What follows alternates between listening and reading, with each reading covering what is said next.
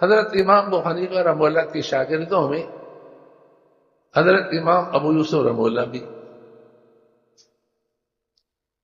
یہ یتیم تھے، والد کا انتقال ہوا، چھوٹے بچے، نابالغ بچے. تو ان کی والدہ نے ان کو دھوبی کے پاس بٹھایا کہ کپڑے دھونے کا ہنر سیکھو تاکہ کچھ پیسے کما سکے. یہ خوش نصیب تھے، ان کے دل میں علم کی محبت، علم کا شوق. اس لیے یہ دھوبی سے بھاگ کر حضرت امام اعظم حضرت امام ابو حنیفہ رحمہ اللہ کی مجلس میں جا کر پڑھنا شروع کر. پھر والدہ جا کر پکڑ کر کے دھوبی کے پاس بٹھا لیتی، پھر یہ بھاگ جاتے، پھر بٹھا لیتے، پھر بھاگ جاتے. ایک مرتبہ ان کی والدہ نے امام اعظم رحمہ اللہ سے کہا کہ یہ یتیم بچہ ہے، میں نے اس کو دھوبی کے پاس بٹھایا ہے تاکہ کچھ کمانے کا ہنر سیکھے. تو حضرت امام اعظم حضرت امام ابو حنیفہ رحمہ اللہ نے فرمایا کہ یہ بچہ میرے پاس روغن پستہ میں فالودہ کھانے کا ہنر سیکھ رہے، کمانے کا نہیں، بنانے کا بھی. صرف کس کا؟ کمائے بھی دوسرا، بنائے بھی دوسرا، بس یہ کھا لے، اتنی زحمت کر لے.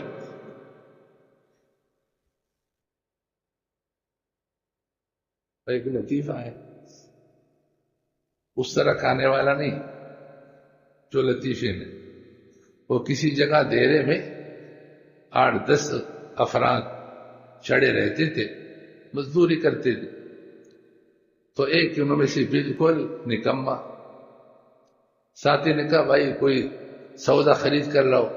کہتے مجھے تو خریداری آتی نہیں. اچھا پانی بھر کے لاؤ، یہ تو میں نے کبھی کیے نہیں.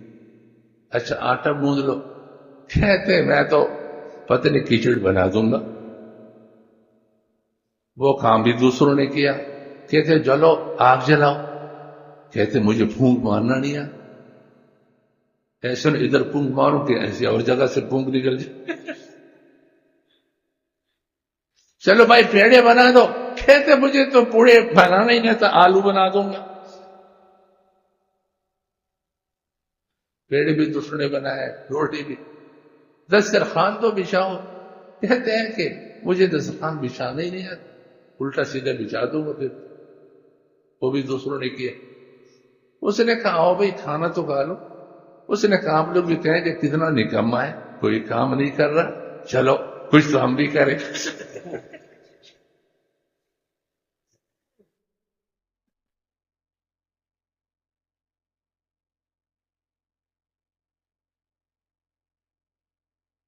حضرت امام اعظم مولا نے فرمایا یہ میرے پاس روغن پستہ میں فالودہ کھانے کا ہنر سیکھ. اللہ پاک نے ان کو حلال مال بھی دیا تھا اور دل بھی دیا تھا. چنانچہ ان کی والدہ کے لیے وظیفہ مقرر کیا، آپ ماہانہ مجھ سے اخراجات لیا کرو، بچی کو ہمارے پاس چھوڑ. وہ یتیم بچہ جب علم کے زیور کے ساتھ آراستہ ہوا اور باکمال بنا تو دنیا نے دیکھا کہ اس کے قدموں میں دنیا آ گئی. ہمارے استاد محترم فرمایا کرتے تھے کہ ہارون الرشید کی حکومت پوری مہذب دنیا پر، اتنی بڑی حکومت تھی. مصر، شام، عراق، یمن، سعودیہ، کابل تک، سندھ تک، پوری مہذب دنیا پر ان کی حکومت. ان کی حکومت کے سب سے بڑے قاضی، سب سے بڑے جج حضرت امام ابو حنیفہ مقرر کیے گئے.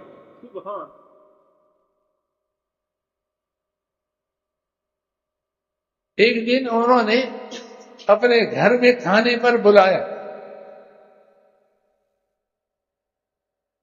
جب کھانے پر آئے دسترخوان بچھایا گیا تو ایک پیالہ سامنے پیش کیا گیا.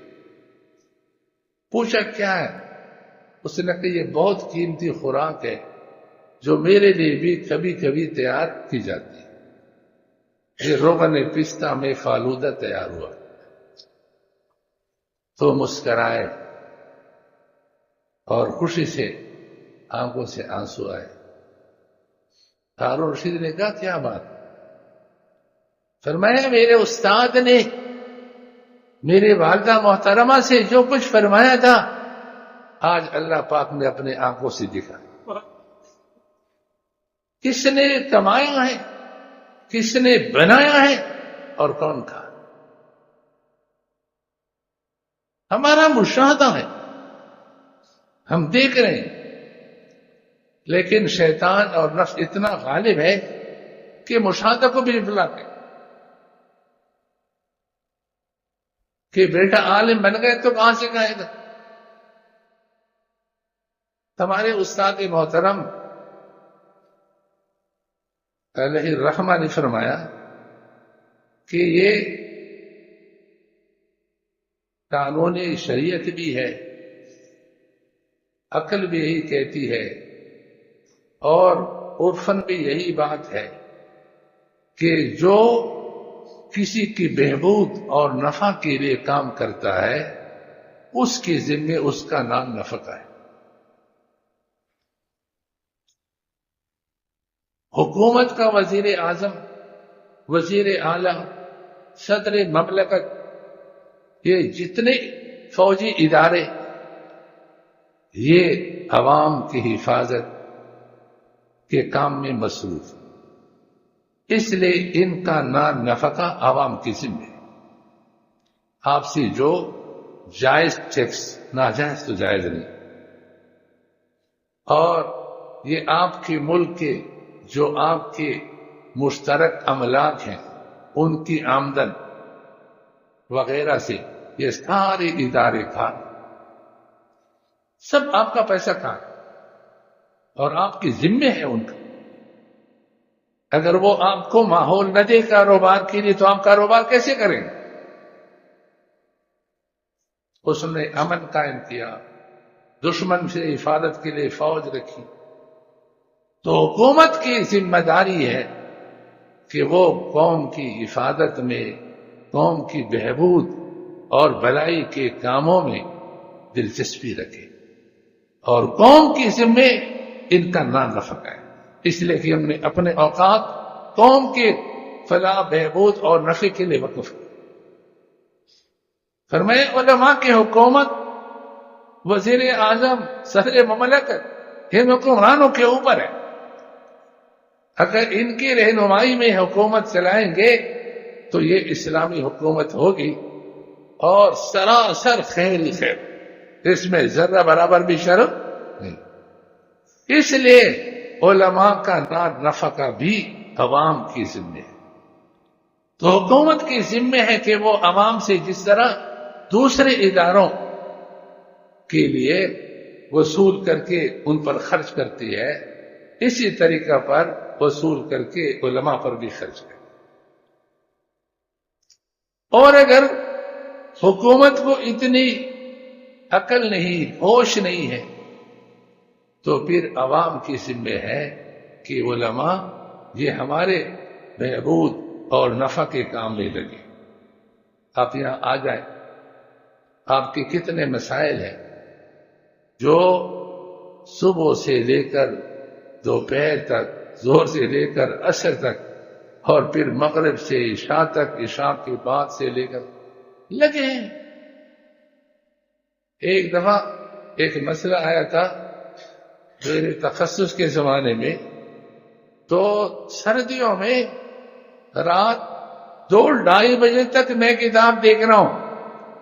کسی نے کوئٹہ سے سوال لکھ کر کے بھیجا، میں نے کہا وہ سو رہے ہیں، اور اس مسئلے کے حل کے لیے 2-2:30 بجے تک میں جاگ رہا ہوں، وہ مسئلہ نکال رہا ہوں.